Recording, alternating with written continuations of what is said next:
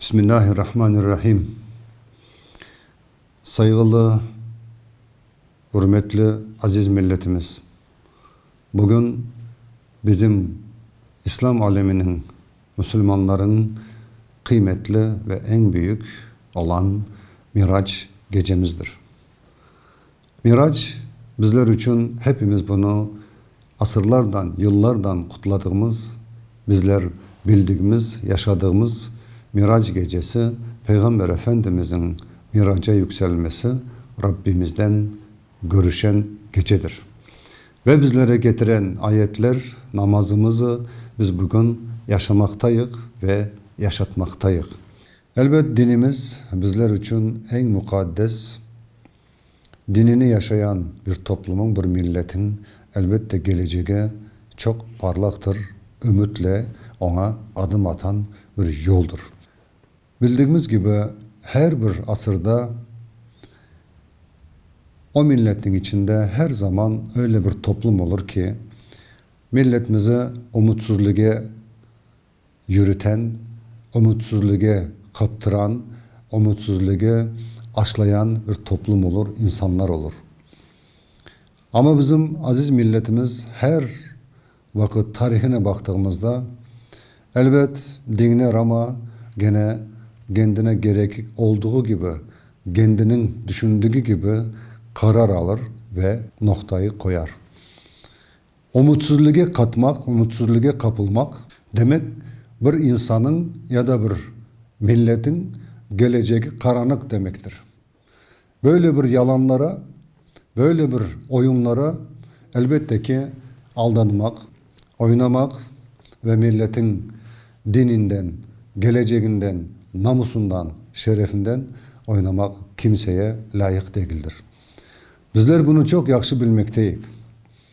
Her bir hayatımızdaki, her bir asırımızdaki yapılan zorluklar, kıyınlıklar, ateşler, suları geçen bir ümmet, bir millet olarak düşünecek olsak elbette ki en birinci son olan kıyınlıklar ve ağırlıklar, insaniyetsizliklerin en büyüğü olan 18 Mayıs 44 senesidir. Bizim atalarımız, dedelerimiz, analarımız, hart analarımız buralardan binlerce kilometrelere sürgün edildi, ölüme yollanılmıştı ama yok, umutsuzluğa girmediler, umutsuz sözleri ve hayatı yaşamadılar, hep ümit ettiler. Hep Allah'tan beklediler ki inşallah bizler dönmesek ballarımız ana vatanımıza dönecektir diye. Aziz halkımız, bizler bugün 68. seneden bugüne kadar ana vatanımızda, ana toprağımızda yaşamaktayız. Şükürler olsun binlerce bizler bugün bizler için camilerimiz, mekteplerimiz, yaslalarımız, medreselerimiz kurulmaktadır, çalışmaktadır. Bizler inkişaf etmekteyiz. Eğer bizler millet olmak, gelecekteki bizim neslimizin daha yüksek bir mertebede çıkmaları, yaşamaları, okumaları ve okutmalarını istesek, elbette ki bugün bizler ballarımızı mekteplerimize, yaslalarımıza, üniversitelerimize okutmalıyız. Okumayan, ümitsizliğe dalan bir aile ya da bir ana baba ya da bir milletin elbette geleceği olamaz. Ama biz hiçbir zaman ümitsizliğe dalmayacağız.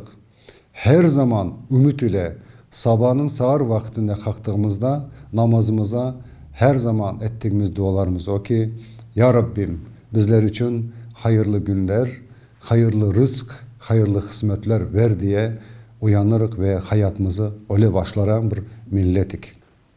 Saygılı vatandaşlarım, bizler atalarımızdan aldığımız en büyük bizler için kelimeler nedir? Bizim atalarımız bizlere bunu söylerdi. Derdi ki, ey gençlerimiz, ey insanlar, ey milletimiz, sizler namuslu olunuz. Namus ile çalışınız, adaletli çalışınız, kendi vatanınıza sahip olunuz. İşte bizler o ataların evlatlarıyız. Bugün kadimi bir milletin nesilleriyiz. Bunu hiçbir zaman unutmak olmaz ve unutmayacağız, unutturmayacağız. Elbette ki bugünkü Miraç gecemiz hepimize hayırlı mübarek olsun. Söylediklerimin amele geçmesi için, hayatımıza yaşamamız için elbette ki Miraç gecemiz bugün bol bol dua edecek, bütün isteklerimize vesile olsun. Sağ olunuz, var olunuz.